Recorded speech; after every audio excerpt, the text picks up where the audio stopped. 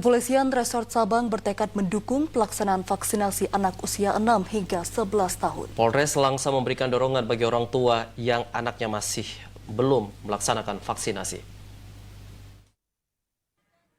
Vaksinasi bagi anak usia 6 hingga 11 tahun diharapkan dapat mencapai target 100% di Sabang. Data dari Komite Penanganan COVID-19 dan Pemulihan Ekonomi Nasional, per Januari 2022, sasaran vaksinasi anak di Sabang sebesar 4.655 orang. Sejauh ini ketersediaan vaksin anak jenis Sinovac dinyatakan cukup. Per Januari 2022, Dinas Kesehatan setempat mengaku memiliki stok vaksin jenis Sinovac sebanyak 1.000 dosis. Dengan jumlah ini, vaksinasi dipastikan akan dilaksanakan secara bertahap.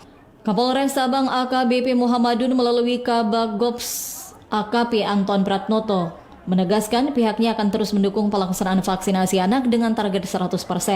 Untuk itu pihaknya akan terus melakukan pendekatan kepada orang tua siswa yang anaknya belum dapat divaksin.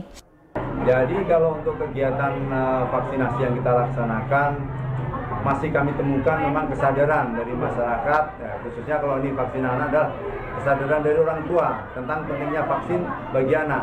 Mungkin masih ada beberapa orang tua murid atau orang tua anak ini yang masih percaya dengan berita bohong, berita hoax yang bertebaran.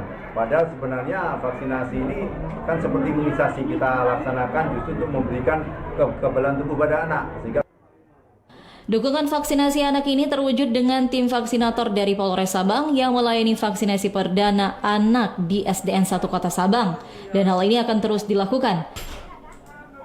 Selain itu, upaya lansia melalui para Babim Kamtipmas yang kerap turun ke sekolah-sekolah dan kampung untuk memberikan pemahaman terhadap orang tua dan siswa terkait manfaat vaksinasi bagi anak-anak. Dari Sabang, Mahfud, TVRI Aceh melaporkan.